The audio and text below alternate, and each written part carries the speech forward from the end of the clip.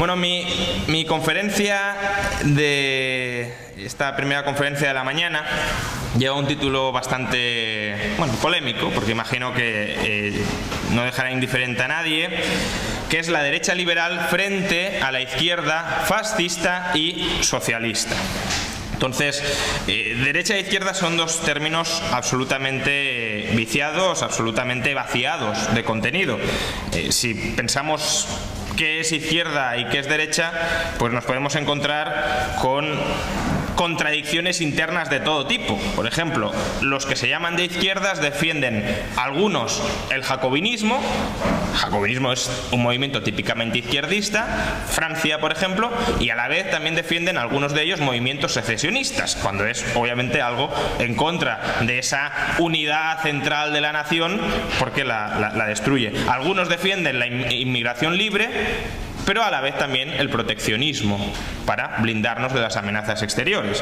Defienden eliminar las jerarquías sociales, pero a su vez defienden construir jerarquías políticas. Esto no tiene por qué ser contradictorio, como luego veremos, puede ser bastante coherente, pero en todo caso parece algo raro. Es decir, si estás en contra de la jerarquía, ¿por qué sí unas jerarquías y no otras? A su vez defienden la igualdad, pero son partidarios de la discriminación positiva, lo cual es un atentado claramente contra la igualdad.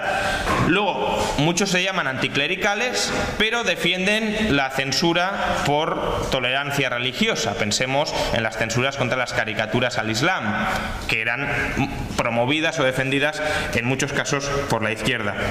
O luego se llaman antibelicistas, pero defienden en muchos casos el servicio militar obligatorio, que también es una servidumbre al Estado. La derecha también. De hecho, la derecha no es tal como se la entiende, el significado, digamos, sociológico o coloquial de derecha no es mucho menos incoherente que el de izquierda. Por un lado, los que se llaman de derechas, muchos de ellos son individualistas, pero a su vez también defienden el patriotismo, que es una exaltación del grupo, de la nación. Bueno, luego lo matizaremos su significado. A su vez, defienden el Estado nacional, pero luchan contra los nacionalismos, cuando el nacionalismo es un movimiento precisamente para reivindicar el Estado nacional de lo que cada cual entiende como nación. Luego, muchos de ellos defienden el Estado clerical, pero otros que se llaman de derechas defienden la separación entre la Iglesia y el Estado. Pensemos, pues, movimientos ultraconservadores y liberales. Los dos son de derechas, pero unos tienen unos principios y otros tienen otros. A su vez, muchos de ellos defienden el antisindicalismo, es decir, están en contra de los sindicatos, pero luego rápidamente recurren al famoso diálogo social, elevando a los sindicatos a un agente fundamental dentro de la estructura de la sociedad. Y luego muchos defienden reducir el gasto público, pero a su vez son favorables a incrementar el gasto militar. Con lo cual también ahí nos encontramos con otra incoherencia. Por tanto, desde luego hay mucha confusión dentro del término izquierda-derecha, cabe casi todo dentro del término izquierda-derecha, y pues un objetivo razonable puede ser podemos decir, o lo descartamos porque no sirve para nada, es decir, como se incluye de todo dentro de izquierda y derecha, pues es una clasificación, un ordenamiento de ideología política que no nos sirve, que hay que desechar, que hay que rechazar y que hay que denunciar en cuanto aparezca. A eso la izquierda se opone mucho. La izquierda dice que eso de que ya no hay ideologías y de que no existe izquierda y derecha es justamente una maniobra de la derecha complejada para no reconocer cuáles son sus verdaderas ideas. Con lo cual, otra posibilidad es tratar de redefinir y de buscar algo de coherencia dentro del término izquierda y dentro del término derecha. Entonces hay varias posibilidades. Una posibilidad sería adoptar el uso coloquial que viene teniendo desde la Revolución Francesa, que viene a ser, pues, la izquierda defiende a las clases populares o desfavorecidas y la derecha defiende los intereses de las oligarquías políticas. El problema es que esta definición coloquial, que puede ser válida, no digo que no, pero en todo caso tenemos que saber de qué estamos hablando en cada momento cuando utilizamos los términos, a su vez también está llena de incoherencias, porque el comunismo, por ejemplo, se entiende como una ideología de izquierdas, cuando es claramente una defensa de las oligarquías, de la nomenclatura que se instaura a través del comunismo. Por tanto, ese propio uso coloquial no es coherente con los significados que utiliza, y al mismo tiempo incluye al liberalismo en la derecha, cuando el liberalismo justamente es cargarse todas las oligarquías coactivas que reprimen al individuo y que le impiden desarrollarse. Por tanto, no es una clasificación que me guste, no digo que haya que desecharla, pero desde luego si no se la desecha, pues tendrá unas fallas muy grandes como términos. Luego hay otras propuestas un tanto más serias, por ejemplo la del psicólogo Jonathan Haidt, que lo que plantea es definir izquierda y derecha en función de los principios morales que sociológicamente cada individuo que se adscribe a la izquierda o a la derecha defiende. Entonces, Haidt cree que hay 6 grandes principios. 2 de ellos son propios de la izquierda. Dice que los 6 grandes principios o normas morales básicas o intuiciones morales básicas serían la ayuda al prójimo, la igualdad, la libertad, la lealtad hacia el grupo, el respeto hacia la autoridad y la pureza, que vendría a ser pues el respeto a la santidad, a las acciones limpias, a la moralidad, etc. Entonces, Haidt dice, la izquierda valora sobre todo la ayuda al prójimo y la igualdad, y la derecha sociológicamente concede más importancia a la lealtad, a la autoridad y a la pureza. La libertad queda un poco pues sin una clara adscripción a ninguno de estos grupos. El problema de esta clasificación de Haidt, que de nuevo igualmente puede ser muy válida, puede ser muy interesante, no es la que voy a utilizar, es que el propio Haidt luego tiene que revisarlo y admitir que no existen en realidad solo izquierda y derecha, que no, si tú lo que haces es revisar sociológicamente a través de encuestas, etcétera, cuáles son los principios de los grupos, que al menos has de diferenciar en 4 grupos, no te puedes quedar en 2, dice Haidt. ¿Por qué? Porque la izquierda religiosa se parece mucho más a la derecha que a la izquierda, y luego el liberalismo o el libertarianismo, en terminología estadounidense, no se parece nada a lo que él define como derecha, que es básicamente conservadurismo, tampoco se parece a la izquierda, por tanto es algo más intermedio, donde se valora sobre todo la libertad, pero tampoco hay un respeto muy importante hacia la autoridad, hacia la pureza, etc. Por tanto, Haidt rechaza que haya 2 grupos y ya tiene que ampliar a 4, y mi idea es a ver si podemos definir bien izquierda y derecha solo como izquierda y derecha. Luego otra clasificación también muy interesante es la del economista Arnold Kling.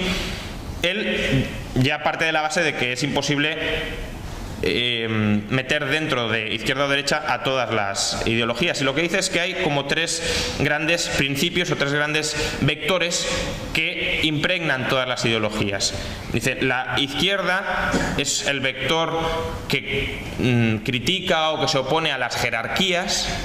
Es una ideología que promueve la eliminación de las jerarquías, de las relaciones de dominación, porque la izquierda equipara jerarquía a dominación, cuando alguien está por encima de otro lo está dominando. La derecha vendría a ser el vector que se preocupa por la tradición y la civilización, es decir, las personas de derechas, su mayor obsesión es que las sociedades no caigan en la descivilización, que no caigan en el barbarismo, que se sigan respetando las normas, las tradiciones, etc. Y por último, tenemos a los liberales o al liberalismo, cuya preocupación es la coacción. El liberalismo lo que valora es minimizar la coacción. Por tanto, toda ideología habrá que valorarla, según Kling, en torno a estos 3 ejes. Pues más o menos autoridad, más o menos civilización, más o menos coacción. De nuevo, es una clasificación muy válida, pero el problema es que es triple. Y a mí lo que intentamos es, pues ya que el uso coloquial simplemente discrimina entre 2, izquierda y derecha, a ver si podemos solo a la izquierda y a la derecha darle su significado. Luego ya sabéis que también hay muchas otras, el test de Nolan, etcétera, etcétera, que les da otras. Mi propuesta, que no es mi propuesta, es la del filósofo, politólogo, bueno, todólogo en realidad, porque era una persona con una cabeza y un saber verdaderamente enciclopédico, es la del austríaco Erich von Coinel-Ledin. Este señor es autor de diversos libros, probablemente el más importante es Leftism Revisited o Libertad e Igualdad. Entonces, Cohen-Ledin lo que viene a decir es que la izquierda es la ideología preocupada por la igualdad y la derecha es la ideología preocupada por la desigualdad o la diversidad. Y ese es el eje que traza Cohen-Ledin. Entonces, si clasificamos izquierda y derecha de este modo, olvidaos de la definición sociológica de derechas. No estamos diciendo que los conservadores estén en contra de la igualdad, porque muchos conservadores, como ahora vamos a ver, están a favor de la igualdad, pero en ese caso habrá que incluir el conservadurismo dentro de la izquierda. Bien, si definimos izquierda y derecha de esta manera, que es una manera arbitraria de definirlo, como casi todas las definiciones, pero que puede tener su lógica y su utilidad, la izquierda es favorable a la igualdad. Como el resultado natural de las cosas no lleva a la absoluta igualdad, sino más bien a la diversidad, a la desigualdad, tendrá que ser favorable a la coacción, porque hay que revertir el rumbo natural de las cosas. El ejemplo más claro, dice Ledin, es el hecho de Procusto. Procusto era un sádico que, tenía un hostal, y a la gente que, en la mitología griega por supuesto, a la gente que se acostaba en sus camas, si los miembros les sobresalían de la cama, se los cortaba. Y si no llegaban al final de la cama, se los alargaba, obviamente destrozándoles las extremidades. Entonces, Cohen-Ledin equipara a la izquierda con el hecho de Procusto, es decir, la obsesión por la igualdad que llega hasta la identidad, es decir, todos debemos ser absolutamente iguales porque lo importante es la igualdad. De hecho, habréis escuchado muchas veces a la izquierda decir, incluso a gente que se dice de izquierdas sociológicamente, que no hay libertad fuera de la igualdad, que solo puede haber libertad dentro de la igualdad y por tanto que el valor principal es la igualdad, al que queda subordinado todo. Entonces, dentro de la izquierda nos podemos encontrar, según esta definición, con distintos tipos de izquierda. La izquierda que busque la igualdad económica o de clase será el socialismo. La izquierda que busque la igualdad étnica, racial, nacional será el fascismo, sin que el fascismo esté en contra de la igualdad económica. Luego lo veremos, que al final es hijo de la izquierda. Y luego también tendremos la igualación moral. Todo el mundo tiene que tener los mismos valores morales, que sería la degeneración del conservadurismo. El profesor Bastos luego hablará de los conservadores. Yo creo que los conservadores pueden ser compatibles con los liberales, pero desde luego los conservadores que quieren imponer su moral a toda la sociedad para que todos tengan la misma moral, no. Y una manera de distinguirlos sería llamarles reaccionarios, que de nuevo, reaccionario es un término muy amplio. Una persona reaccionaria no es necesariamente una persona, si no la definimos de este modo, que haya que rechazar. Contra el comunismo hay que ser reaccionario, contra el fascismo hay que ser reaccionario. Es decir, un reaccionario es una persona que reacciona ante algo que no le gusta, pero también se suele entender reaccionario como conservador, que se sobrepasa y que intenta imponer a los demás su código moral, y es así como lo vamos a entender en lo sucesivo. Y luego la derecha, como decía, está a favor de la desigualdad o de la diversidad, porque la desigualdad suena muy mal, pero la diversidad suena muy bien, y al final no puede haber diversidad sin que haya desigualdad. Es decir, si hay absoluta igualdad, no hay ningún tipo de diversidad. ¿De acuerdo? Por tanto, la derecha, en la definición que estoy dando, favorece la desigualdad y la diversidad, la pluralidad. Y por eso el principio que le importa o que va intrínsecamente asociado no es con el de la coacción, sino con el de la libertad. ¿Por qué? Porque en la libertad se puede desarrollar la diversidad. Fuera de la libertad, a menos que sea una desigualdad, una diversidad planificada desde arriba, no. Entonces, la derecha tolera. Gallardón hace tiempo que definió el liberalismo como la ideología de la tolerancia. Se le criticó mucho, lógicamente, porque quería vaciar completamente el significado del liberalismo, pero también es cierto que el liberalismo va asociado a la tolerancia hacia el prójimo, hacia su estilo de vida, hacia la diversidad que surge de la libertad individual. Por tanto, el liberalismo a su vez parte de la presunción del principio de no agresión. Lo que haga el prójimo, en principio, es válido siempre que no atente contra mí. Por tanto, aunque no me guste lo que haga el prójimo, mientras no reprima mi estilo de vida, mientras no me impida desarrollarme y autorrealizarme, lo que haga es legítimo.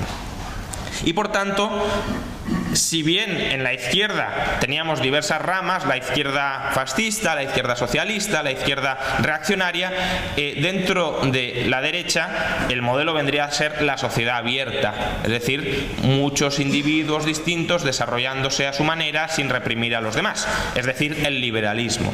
Por tanto, el liberalismo, según estas definiciones, estaría incluido dentro de la izquierda. Una reflexión, por cierto, para concluir, que es una reflexión bastante brillante de Cohen Ledin, brillante por su sencillez y por sus implicaciones. Muchas veces habréis escuchado aquello de que el comunismo es de izquierdas, el fascismo es de derechas, y cuando se dice, bueno, pero es que se parecen mucho cuando se ejecutan, siempre se contesta, es que los extremos se tocan. No, los extremos jamás se tocan. Por eso son extremos. El extremo calor no se toca con el extremo frío. El extremo poder no se toca con la extrema debilidad. La extrema riqueza no se toca con la extrema pobreza.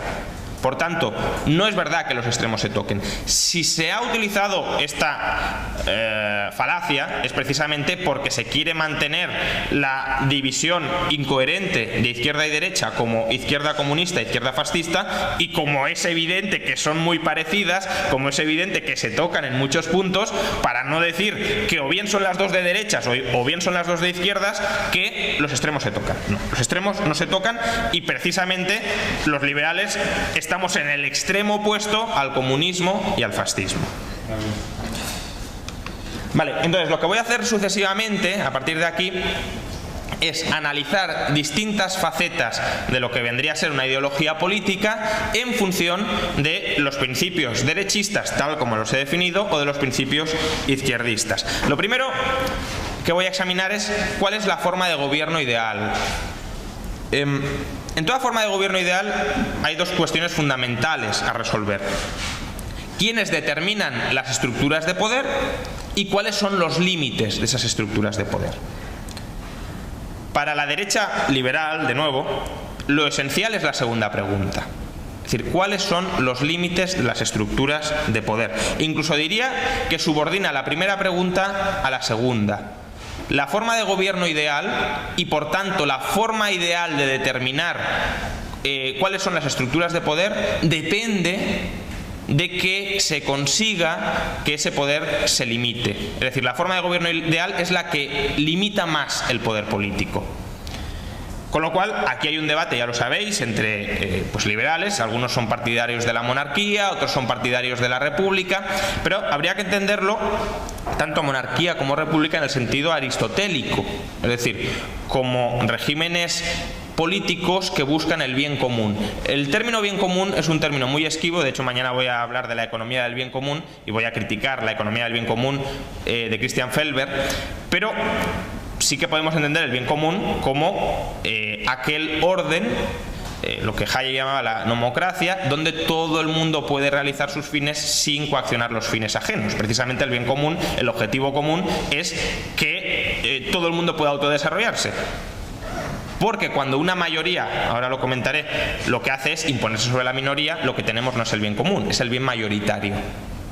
Entonces, si la monarquía o la república, es decir, ya sea un rey que lo que busca es simplemente gestionar los bienes comunes, o un gobierno elegido por los ciudadanos, que pretenden preservar esas estructuras de limitación del poder político, y eso es posible tanto en la monarquía como en la república, entonces el liberal aplaudirá tanto esa monarquía como esa república. Eso no significa, luego comentaré un poco más, que monarquía y república, solo con adoptar monarquía y república el poder ya se autolimite. No es así, ni mucho menos.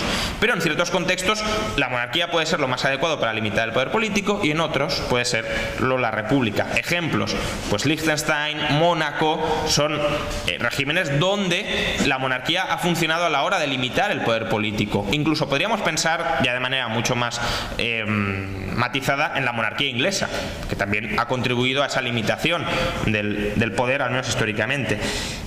Y luego en la República, pues tenemos repúblicas perfectamente funcionales, como Suiza, donde el régimen republicano ha limitado también mucho la expansión del poder político, o, de manera ya paradigmática, Estados Unidos en el siglo XIX, donde prácticamente, bueno, Bryan Caplan, de quien luego comentaré algo, dice que el ideal anarcocapitalista se dio en Estados Unidos en el siglo XIX. Por tanto, y ahí teníamos una república, pero que prácticamente no tenía poderes ejecutivos.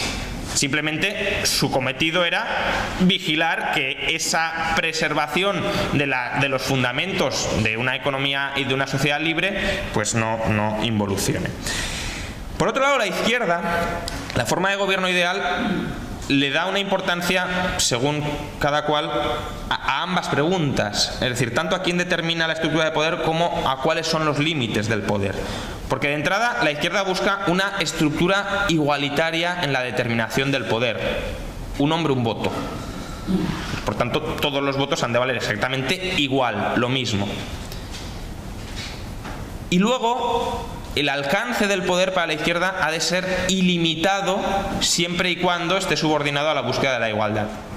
Por tanto, la forma de gobierno ideal para la izquierda sería una forma que permitiera un acceso, una determinación igualitaria del poder, y que ese poder luego pudiese reformar y rehacer la sociedad a su gusto para encajarlo en el ideal igualitarista. Lo que pasa que pues aquí ha habido de todo, porque algunas izquierdas le han dado más importancia a unos principios, a, por ejemplo, determinar coactivamente una sociedad igualitaria, y otras izquierdas a que esa elección de las estructuras de poder sea igualitaria. Entonces nos hemos encontrado, tanto en el socialismo como en el fascismo, como entre los reaccionarios, pues movimientos que han apoyado tiranías. La tiranía para Aristóteles es la forma degenerada de la monarquía. ¿Bien? ¿Por qué? Porque es un régimen donde la única persona que detenta el poder busca su fin personal y no el bien común, que sería, como he comentado, que cada cual pueda desarrollar sus fines particulares sin agredir al prójimo. Entonces, hemos tenido regímenes izquierdistas tiránicos, pues el comunismo, el nazismo, si incluimos el fascismo o el fascismo propio dentro de la izquierda.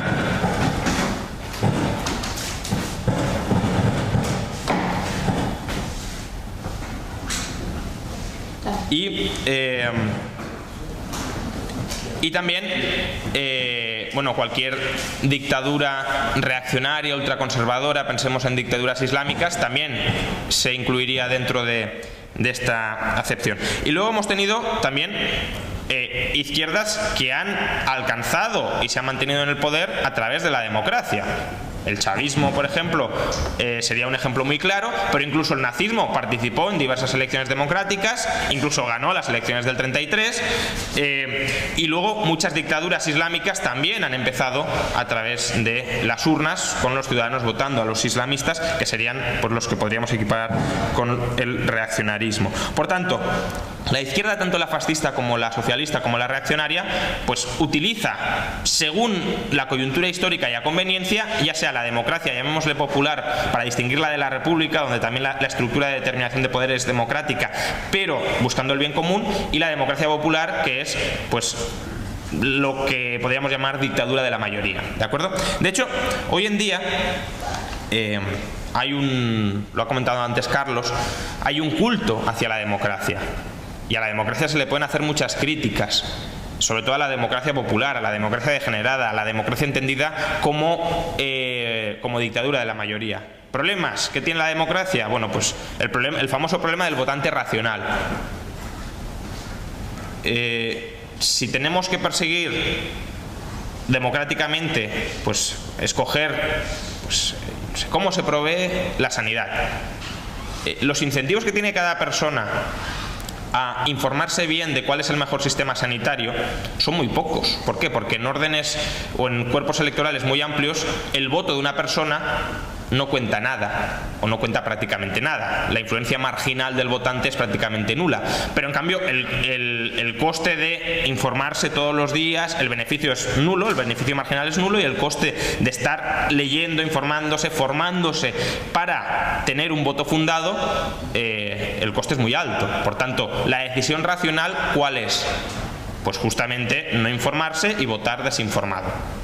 Con lo cual, ¿qué estructuras o qué decisiones racionales pueden emerger de votantes que racionalmente deciden no informarse? Pues obviamente decisiones no muy formadas. Pero luego hay un problema incluso mayor, y esto es un problema que Bryan Caplan ha llamado el problema del votante irracional. Y es que aunque nos quisiéramos formar y aunque creyéramos que estamos formados, porque podemos decir, bueno, yo soy un ciudadano comprometido y aunque mi influencia sea marginal, quiero que al menos mi voto esté bien fundamentado. Aunque eso sea así, es imposible que cada persona lo controlemos y lo dominemos y lo manejemos y lo conozcamos todo de todo. Es imposible.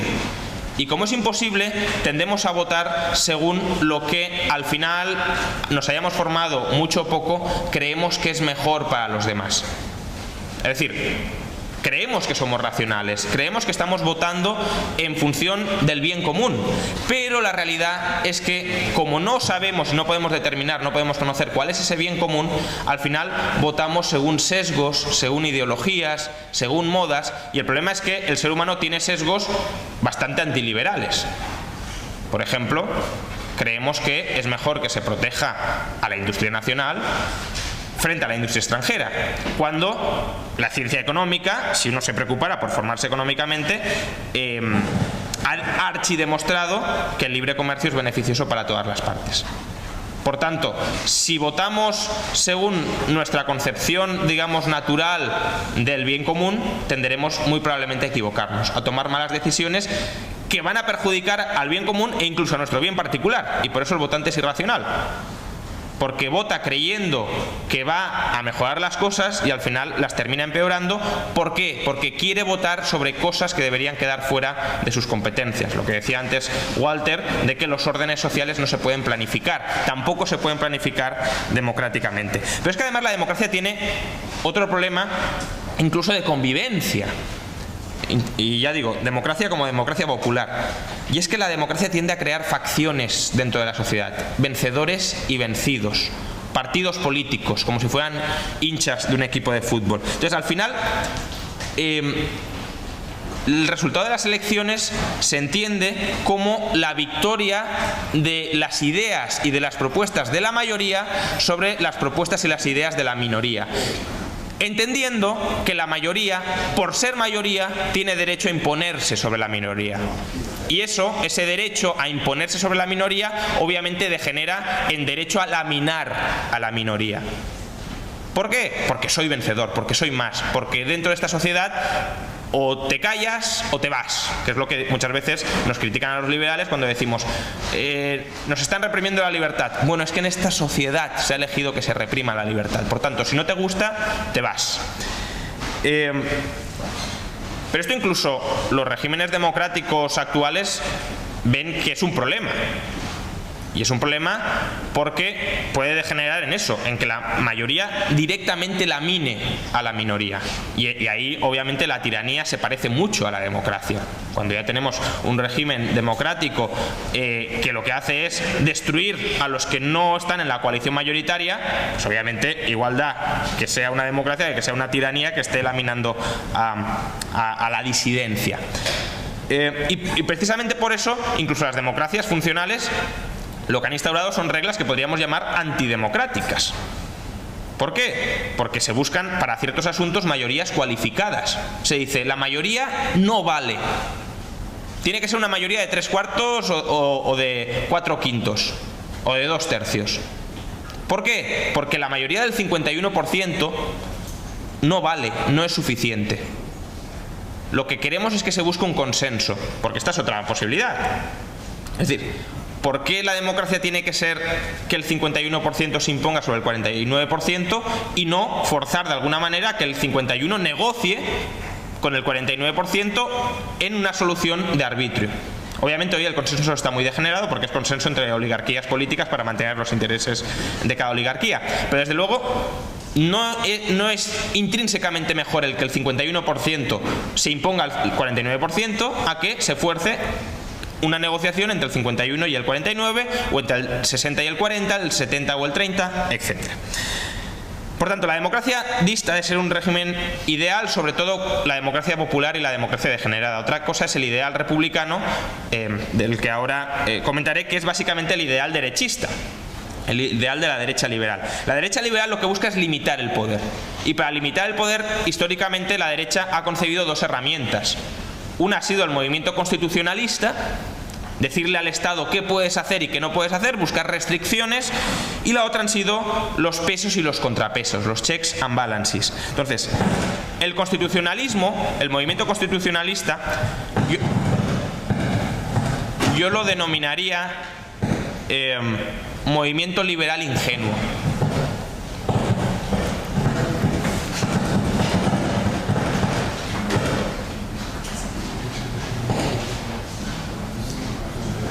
Vendría a ser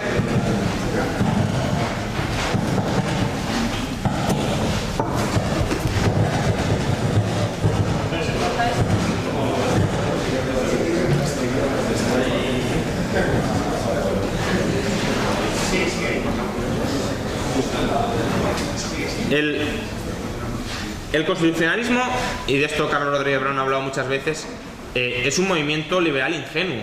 ¿Por qué? Bueno, y Anthony de Jassé, por supuesto, muchísimas más, porque al fin y al cabo el Estado es pues va sobre eso, ¿no? Versa sobre eso, su libro El Estado. Es decir, ¿cómo le podemos decir al Estado que autolimite su poder cuando el Estado es el monopolio de ese poder? Es imposible, pero los liberales ingenuamente pensaron, bueno, con que lo escribamos en una Constitución y se respete la Constitución, al Estado no le quedará otro remedio que autolimitarse. Esto Anthony de Jassé y Carlos lo cuenta muchas veces, es como pensar que en la Edad Media, si a una doncella le colocabas el cinturón de castidad y la llave al lado, el cinturón de castidad hubiese sido muy operativo. Pues obviamente no. Entonces, el constitucionalismo, al final, se ha saltado por los aires. Lo tenemos también, y Carlos lo ha contado muchas veces, pues la Constitución americana prohibía la imposición sobre la renta. ¿Qué se hizo para aprobar el IRPF en 1913? Una enmienda, la 16ª, ya está. Por tanto, eso no contribuye, el constitucionalismo no contribuye a limitar el poder político.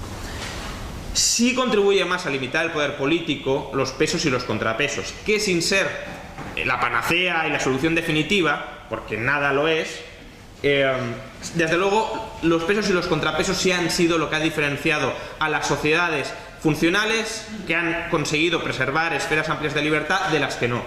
Y pesos y contrapesos lo son de todas las clases, las familias, las iglesias, las empresas, las asociaciones privadas, las ciudades, los gobiernos regionales que surjan de asociaciones de ciudades, las comunidades de vecinos, los clubes, etcétera, son contrapesos al poder, porque son formas de poder que surgen voluntariamente de la sociedad y que rompen la lealtad única hacia el poder del Estado.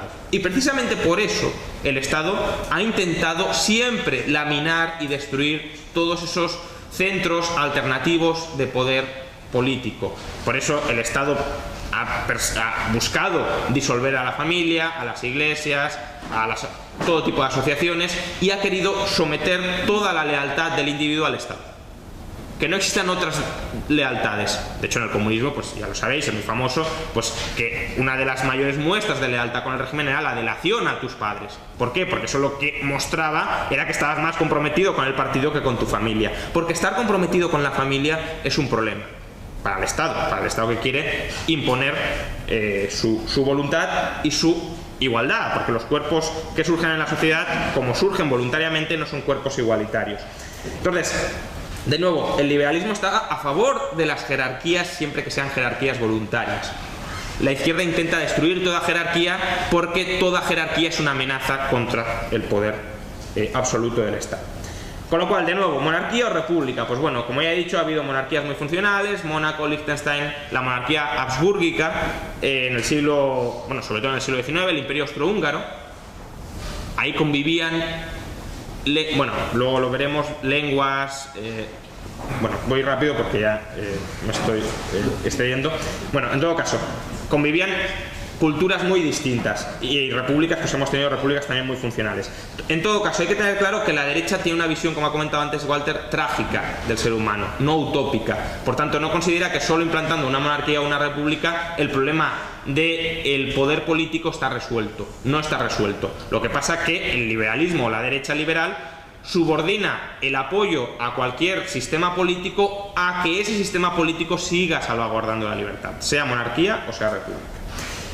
Luego tenemos también la organización territorial. La organización territorial, pues el ideal de la derecha, y en esto quizá en España sea un poco raro de decir, pero es verdad, el ideal de la derecha son unidades administrativas pequeñas y en competencia. El ideal de la derecha no es la unidad nacional. El ideal de la derecha es ciudades libres, cantones, fueros. ¿Por qué? Por varios motivos. Primero porque tanto las ciudades libres como los cantones como los fueros lo que promueven es la diversidad de cada cantón, de cada ciudad. El fuero de hecho es un pacto privativo de ese fuero, que es distinto a otro fuero. Por tanto no tenemos una igualdad normativa, no tenemos una identidad normativa. ¿Y eso qué fomenta? Pues fomenta el patriotismo sanamente entendido, es decir, yo soy parte de una comunidad mucho más amplia y mucho más diversa, y la convivencia. ¿Por qué? Porque dentro de un mismo, por ejemplo, orden político extenso, puede haber cantones muy distintos, pensad en Suiza, ¿no? Distintas lenguas, etc. O pensad en el Imperio Austrohúngaro, distintas lenguas, distintas religiones, distintas culturas, distintas etnias. Fomentas que haya diálogo, haya convivencia y haya relaciones entre esas etnias o culturas, religiones, etc. Luego además, dentro del ideal derechista está la libertad de movimientos hacia afuera, es decir, que uno pueda salir de la unidad administrativa pequeña. ¿Para qué? Para votar con los pies, que es el voto más democrático que existe, pero también hacia adentro, es decir, la libertad migratoria. ¿Por qué? Porque la inmigración, en principio, la derecha la debe entender, y esto también es muy opuesto a la definición sociológica de derecha, entiende la inmigración como una oportunidad de diversidad, de volver más rica la comunidad, incluyendo otras culturas, religiones, etc. Eso no significa que la derecha no admita que la inmigración puede ser problemática en ciertos casos, sobre todo si las culturas que traen pues son culturas contrarias a la libertad. Pero en todo caso, el principio es que como tendencia es positiva. Y luego además la competencia y convivencia entre comunidades lo que favorece es la paz entre comunidades y el libre comercio entre comunidades. Es decir, el ideal de la derecha es la globalización. ¿De acuerdo? En cambio, en la izquierda lo que nos encontramos es que el ideal es el jacobinismo, es decir, cargarse todas las comunidades pequeñas y diversas y unificarlas todas bajo una misma comunidad nacional, es decir, el nacionalismo identitario. Solo puede haber una cultura, una lengua, una religión, una etnia.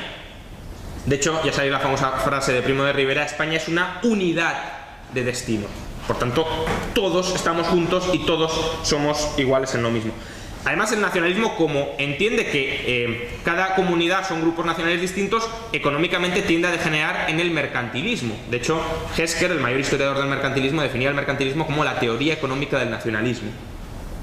Entonces, el nacionalismo es mercantilista, es antilibre comercio, concibe el libre comercio como un juego de suma cero. Lo que gana mi comunidad nacional lo pierde la otra y viceversa. Pero además, obviamente, el mercantilismo tiene problemas muy serios económicamente, incluso de abastecimiento de recursos, con lo cual la izquierda o tiende a promover los estados grandes y gigantescos, como la Unión Europea, la ONU. Fijaos que la Unión Europea se vende como una federación de estados y el estado europeo más federativo de todos, que es Suiza, no quiere entrar en la Unión Europea. Por tanto, la Unión Europea obviamente es un modelo de Estado izquierdista frente a Suiza, que es un modelo de Estado derechista, como he comentado. Y además tiende hacia el imperialismo. ¿Por qué? Porque si yo necesito recursos que no los tengo dentro de mi comunidad nacional y están fuera, tengo que invadir esa comunidad nacional para garantizarme la provisión de los recursos, lo que Hitler llamaba el espacio vital. Es decir, que yo tenga garantizada la provisión de ciertas materias primas.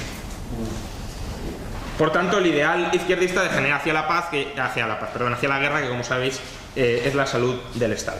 Rápidamente, en religión y moral. La derecha suele acusar a los liberales, la derecha conservadora, sociológicamente, es decir, la izquierda reaccionaria, suele acusar a los conservadores, a los liberales, de relativistas. Dicen que los liberales no tenemos moral. Eso no es cierto. Lo que sucede es que, como antes ha comentado Walter, hay normas de convivencia que son básicas, que son las normas de justicia, que los liberales sí las tienen bastante claras, habrá controversias o no, pero sí defienden que son normas universales, y en cambio hay normas particulares del buen vivir, de cómo ser feliz, que eso dejan a la esfera individual de cada cual, porque reconocen la diversidad de cada persona y por tanto la diversidad de modos de alcanzar la felicidad con distintos códigos morales, y además permiten que esos códigos morales compitan entre ellos para ver cuáles triunfan y cuáles son más funcionales que otros evolutivamente. Por tanto, la derecha ni es amoral ni es antirreligiosa, pero tampoco es religiosa. Es decir, concibe la religión como un fenómeno social respetable, pero ve que puede ser foco de conflictos. Es decir, la religión, si deriva o degenera en fanatismo religioso, en evangelización forzosa, obviamente es un foco de conflictos que lo aproximaría más a la izquierda. Si se entiende la religión como un peso y contrapeso y como un fenómeno social voluntario, obviamente es algo pues potencialmente beneficioso. Y luego la izquierda bascula entre prohibir la religión, por ser, como digo, una lealtad que una persona tiene distinta hacia el Estado, o asimilarla con el Estado, es decir, que sea la religión del Estado. Y ahí nos hemos encontrado los regímenes fascistas que han tendido a absorber la religión, o los regímenes comunistas que han tendido a prohibirla. Pero la cuestión es que la religión no sea un fenómeno social voluntario, sino que sea o un fenómeno del Estado o que no sea nada. Entonces, mientras que para la derecha la virtud de la moral está en poder elegir rectamente lo que es mejor o no es mejor, para la izquierda el ideal, la virtud, está en adoctrinar en la igualdad, es decir, en subvertir los valores morales de la población para que la población acepte la represión de su libertad en aras de la igualdad. Y ahí está el caso de Educación para la Ciudadanía, que todos conocéis. Más. En economía, la derecha se basa en el principio de justicia tradicional de Ulpiano, del sum cuique. ¿Qué es el sum cuique? Dar a cada uno lo suyo. A cada uno lo suyo, la propiedad privada y los contratos. La izquierda, en cambio, se basa en el principio marxista que ha comentado antes Carlos, de cada cual según sus necesidades, a cada cual, de cada cual según sus capacidades, a cada cual según sus necesidades. Por tanto, la derecha favorece de nuevo la libertad en materia de economía, y el sistema económico ideal de la derecha será uno que respete la propiedad privada y los contratos, es decir, el capitalismo. En el capitalismo, quién produce y cómo se produce se dirime a través de la competencia y a través del sistema de precios, es decir, a través de un sistema descentralizado de prueba y error donde cada cual puede proponer su plan, aunque sea un plan incompatible con los del resto. Por tanto, diversidad de planes y ver cuáles salen triunfantes. Y luego la izquierda promueve la planificación central, es decir, que toda la sociedad esté sometida al mismo plan, a idéntico plan, a un igualitario plan, que se consigue o bien socializando los medios de producción y entregándoselos al Estado, que sería el socialismo real, o bien en economías de autosubsistencia, donde haya un consejo que dentro de esa economía pequeña planifique, que serían las comunas, o sería algo que a la izquierda conservadora o reaccionaria le gusta mucho, que es el distributismo. Son comunidades pues religiosas, etcétera, muy pequeñas, donde prácticamente agrícolas, donde cada cual trabaja por la comunidad, etcétera. Entonces, al capitalismo la izquierda le ha dirigido 4 grandes críticas, que solo voy a mencionar de pasada. Una es que degenera en oligopolios. Ahí el problema está en no entender la función de la competencia y el concepto de competencia adecuadamente, el concepto de competencia hayekiano, de que la competencia es un proceso de descubrimiento. El ideal no es la competencia perfecta, que si os fijáis es un ideal izquierdista de competencia, porque es pequeños productores que son todos exactamente iguales. No, la competencia es la posibilidad de emitir un plan que el mercado te valide o no. Luego también se le ha acusado de provocar crisis económicas, cuando las crisis económicas surgen de los privilegios que el Estado concede a la banca, generalmente para expandir el crédito. Las expansiones de crédito también son movimientos económicos típicamente izquierdistas, favorecer el crédito a todo el mundo en condiciones de igualdad, con independencia de si tú puedes pagar o no puedes pagar, y todos a tipos de interés bajos. Además también el crédito barato, ¿para qué? Para financiar el Estado, el crecimiento del Estado. Luego se acusa al Estado se acusa al capitalismo de que es incapaz de fabricar todos los bienes que la sociedad necesita. Claramente la justicia o la guerra o la defensa. pero también por la sanidad o la educación, etc. Y aquí hay que dejar claro que un principio típicamente derechista es el principio de subsidiariedad. Es decir, el Estado solo debe actuar allí donde el mercado no alcance. Pero el principio de subsidiariedad no es un principio de totalidad. No es que el Estado deba actuar en todo, sino que solo allí donde alcance. Entonces, ese rol subordinado del Estado al mercado es antiizquierdista. ¿Por qué? Porque le concede al Estado una importancia secundaria a la hora de tomar decisiones. Dentro de la economía hay controversias. Los hay que creemos que el mercado puede producir todos los bienes. Por tanto, el principio de subsidiariedad sería que el Estado no actúe nunca. Pero bueno, en todo caso, si fuera cierto que el mercado no puede proveer ciertos bienes, el Estado solo estaría legitimado para actuar ahí. Y luego además también se acusa al capitalismo de generar fuertes desigualdades, pero de nuevo esto es una crítica típicamente izquierdista, porque ve la desigualdad como algo malo. La derecha no, la derecha lo que ve mal es la pobreza, no la desigualdad. Por tanto, el capitalismo, si es fuente de prosperidad universal, será preferible aunque genere desigualdades. Y ya conocéis el caso de Singapur. En Singapur es una sociedad económicamente mucho más desigualitaria que España, pero todos los grupos económicos son más ricos que en España. Por tanto, económicamente es preferible Singapur a España. Para un izquierdista no. ¿Por qué? Porque es más desigualitario. Y terminamos con la última rúbrica, que sería el estado de bienestar. Para la izquierda el estado de bienestar es claramente el ideal. ¿Por qué es el ideal? Porque es el subproducto de dos críticas que la izquierda lanza contra el capitalismo. Es decir, se acusa al mercado de no ser capaz de garantizar un acceso igualitario a todos los bienes y servicios que se consideren fundamentales. Por tanto, el mercado no puede proveer educación bien y además, aunque la pudiese proveer, será incapaz de garantizar que todos accedan a la educación en igualdad de condiciones. Fijaos que los principios del estado de bienestar son provisión igualitaria y control. A veces se tiende a pensar que el estado de bienestar lo que pretende es garantizar el acceso a ciertos servicios. Eso no es cierto. Si el estado de bienestar pretendiera garantizar el acceso, estaríamos dentro del ideal derechista, del principio de subsidiariedad. Primero, déjeselo al mercado, a ver si el mercado puede garantizar que todo el mundo acceda. Segundo, si el mercado no puede, directamente a través del sistema de precios, déjelo a la caridad voluntaria. Y solo, en última instancia, si ni el mercado ni la caridad voluntaria puede, que entre el Estado como papel subsidiario.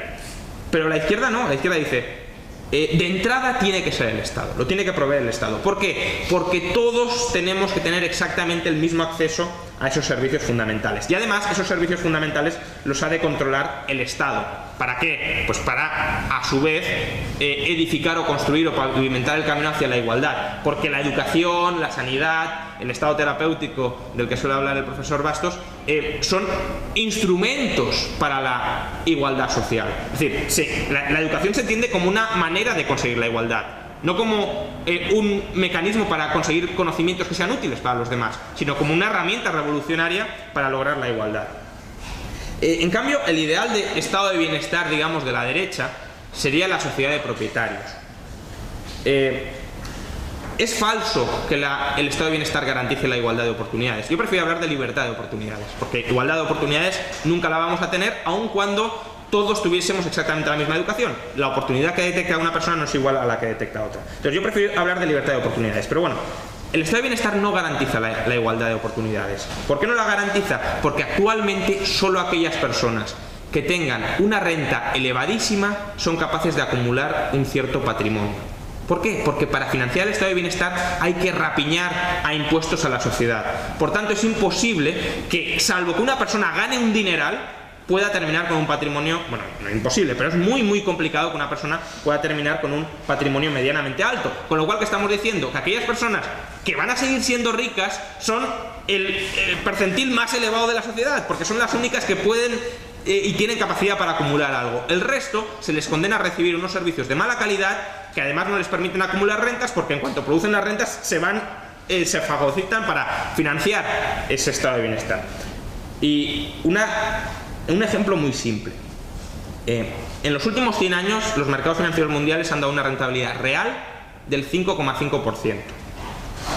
Si una saga familiar hubiese estado ahorrando 600 euros anuales, el equivalente en poder adquisitivo a 600 euros anuales presentes, cada año, incrementando esa contribución un 2%, es decir, hoy estaríamos hablando de que tuviese que ahorrar 4.500 euros, ¿Alguien puede decirme qué patrimonio debería tener hoy esa saga familiar? 600 euros al año de ahorro durante 100 años, incrementándolo un 2%, es decir, que hoy ahorraría 4.500 euros, no 600, y rentabilizándolo al 5,5%.